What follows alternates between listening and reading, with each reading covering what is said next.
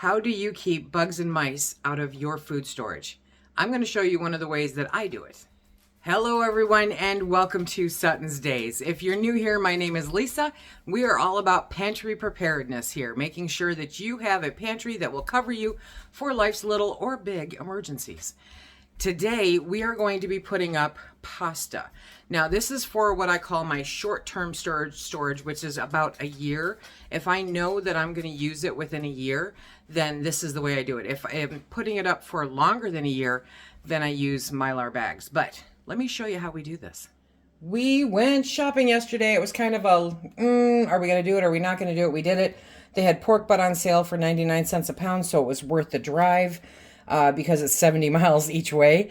But they also had cremettes on sale. And so this 16-ounce, 1-pound box of cremette pasta was $1, which is a good deal. That's a good deal. So, and it's the large elbow, which I never see. I never see large elbow macaroni. My mother was a fan of cremettes. She believed those were the only elbow macaroni anybody should ever eat. Are you brand specific with your pasta? I'm not really, but for $1, I'll do it. So I picked up a case of these because for $1 a piece, why not, right? And, Phil loves his macaroni and cheese. But here's the deal. So these boxes, that case right there, went from the manufacturer to a warehouse, to a trucking company, to another warehouse, to the store, inside of their warehouse, and then I brought it to my house.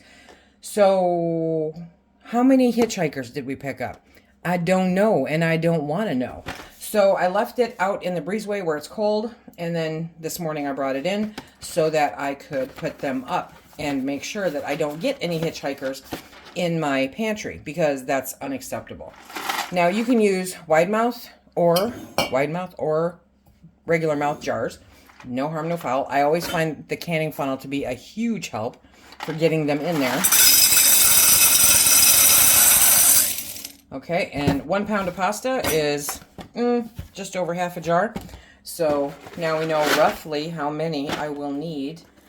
And this is a great way to put it up. If you vacuum seal it. Oh, nope. It's a little over half a jar. So if you vacuum seal it, the whole purpose of that is that it sucks out excess air, seals the lid down, okay? And the lack of oxygen is what makes this great, because nothing can live in it. So if I did get any flying hitchhikers, they're not going to be in there for very long. Can you do this with oxygen absorbers? Absolutely, you can. I will give you a link down below with a downloadable graphic that will tell you how many cc's you need for different size jars. If I run out of these, I do put them in quarts, so whatever works. And if you're vacuum sealing the lids, then you can reuse them because you're not heating them under pressure. There's no harm, no foul there. I did want to give a shout out to the nice lady that recognized Phil.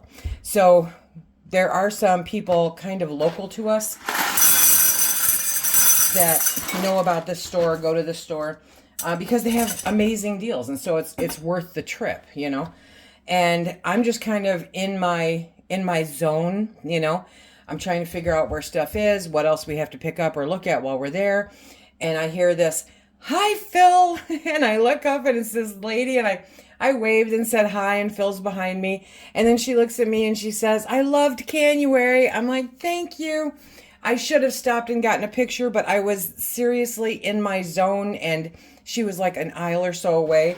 But it cracks me up now because, Phil, everybody loves Phil, right? And so Phil gets recognized lately every time we go to that store, which is hysterical. I think I could go in there completely incognito. Nobody would know. But Phil's tell is that tie-dyed stocking cap. So, yes, that will always give him away. So I wanted to be sure to say hi, and I'm sorry I didn't stop to get a picture. I was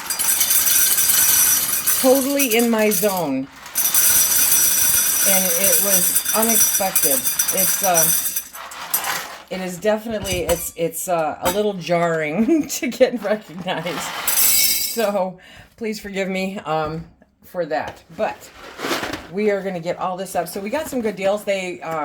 They had the pork butt on sale for 99 cents a pound, so we picked up 4. We got 2 for some friends of ours, and we got 1 for a friend of Phil's. And making sure that everybody has pork butt for their freezer. So I am sure I will be bringing you a couple videos of that over the next couple weeks, so that I can get them out of my freezer. Because if you remember the freezer inventory, yeah. I kind of had no business buying those, but it was 99 cents a pound. And like I told Phil, I said, look, I like country ribs. I like country ribs, babe. So this is what we're going to do. Okay, now I'm going to give you links down below to these attachments that I love. I do. They are these right here. There's a link down below for it, okay? And it has the wide mouth one and the regular mouth one. And they work beautifully. These are, I'm going to use my 4 jars canning lids, okay? As always. And let me make sure you're seeing this right. Okay. And then you just pop that right on there, right? Now, this little doohickey is a handheld FoodSaver. Handheld FoodSaver. There you go. And I love this thing. I keep it plugged in all the time. So you pull that thing off right there. You put that down in that hole. Turn it on.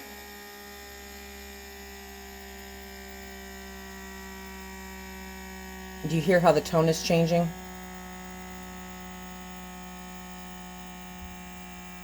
Okay, it's sucking the air out of there. I do tend to go a bit overboard, I'm not going to lie. Okay, that's staying pretty stagnant, so now I'm going to take that out. And I'm going to take that. There you go. Okay, that is on there good and snug and tight. And so now we are going to just repeat that process until these are all in here. If you don't want to put these in jars, okay, you can do Mylar bags. But like I said, Mylar, you know, it's kind of pricey. And to me, it doesn't make sense for that 0 to 1 year, you know, time frame.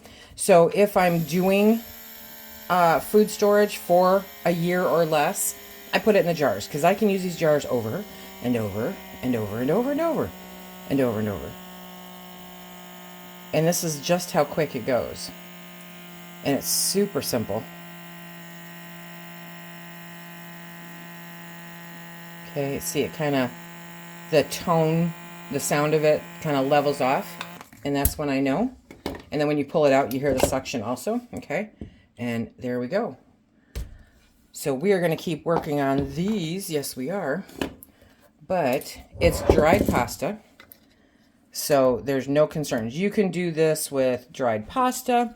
You can do this with those dehydrated hash browns that you can buy, right? Like from Sam's Club or whatever. There's a lot of stuff. There's a lot of stuff you can do this with.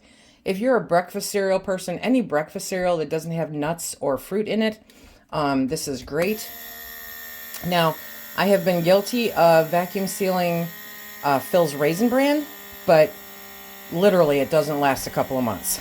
It's still probably not a best practice, so I don't do it anymore. But if it's like Cheerios, you know, something that has no fruit or nuts in it, then it's perfectly good for vacuum sealing. And there we go, leveled off. You hear that? Okay. And it helps extend the life of it if you don't go through it super fast. Now, what I do different with vacuum sealing as opposed to canning, when I store these, I put the rings on. Okay? It's just that, and I do more than finger tight. It's just that extra measure of security. See? Okay? And then I can go through and check them out and determine whether or not the seal's good when I go in there and do my quarterly inventory in the pantry. This little thing right here, it has some serious staying power. I have yet to do so much vacuum sealing that I completely kill the charge.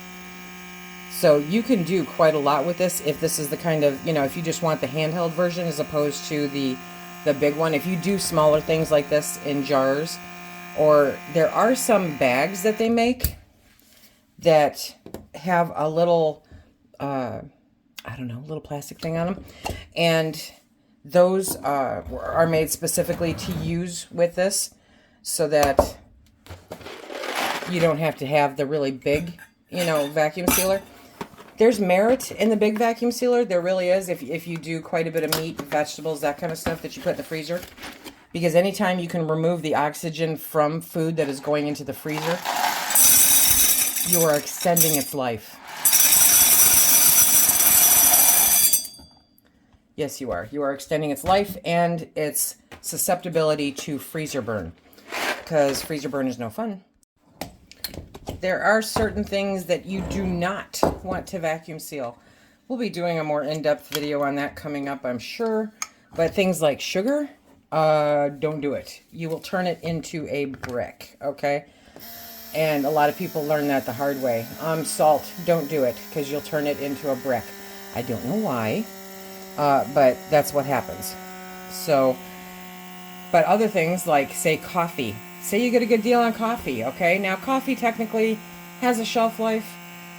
They do have an expiration date on it, and they do a best by date and an expiration date. Coffee does have an oil, a natural oil in it, and so that does, it does go bad. It really, really does. But we drink it so fast around here, it's kind of a non-issue. And I tend to cut my Folgers or my Maxwell House coffee with flavored coffee that I get online, because the flavor kind of mixes in with the other stuff. I do half and half, and it's a great way to save a little money if you like the more expensive coffee, is to just mix it in. Now, this FoodSaver, handheld FoodSaver, is an excellent tool for this kind of project. I don't have to go and get into my big cabinet and pull down the box with my big FoodSaver and plug it all in and grab the hose and do this. And I just grab this that I leave plugged in over by the microwave. And this gets used more than the microwave. Seriously. So it's all good and it's so handy to have. And when you're ready and you're done, you just line that up right there. Da-da-da. Okay. And then put it back in the charger so that those line up with the charger thing, and you are good. It's a great way to save time, save money, save effort, and keep your food safe. That's the #1 priority, okay, is to keep the food safe. 11.5 1-pound boxes filled 7 half-gallon jars. So if that helps with any math. So I'll just use what's left here and put it in a quart jar, and then I'm good to go. And I have pasta put up for quite a while. It's nice to have on hand always for that last minute, what can I do kind of meal. If your family loves homemade macaroni and cheese, which mine does, then it's really handy to keep on, around all the time. Pasta is a great thing. I try to always catch it on sale. It will not go bad, okay, unless something gets into it. Unless it gets moist, unless it gets infested or rodents get to it. Then it's not good. And that's why it comes out of these. #1, to prevent any hitchhikers from coming in. #2, to prevent anything that's in from getting to the food and ruining it.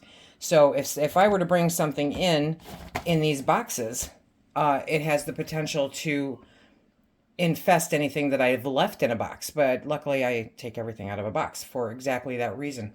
If you've ever gone to some stores and then you bring it home and you go, wait a minute, where did that bug come from? You know what I'm talking about. Do yourself a favor. Stock up on your pastas, on your rices, vacuum seal them in jars of whatever size, okay? And that way it's safe, your pantry is safe, and life is good.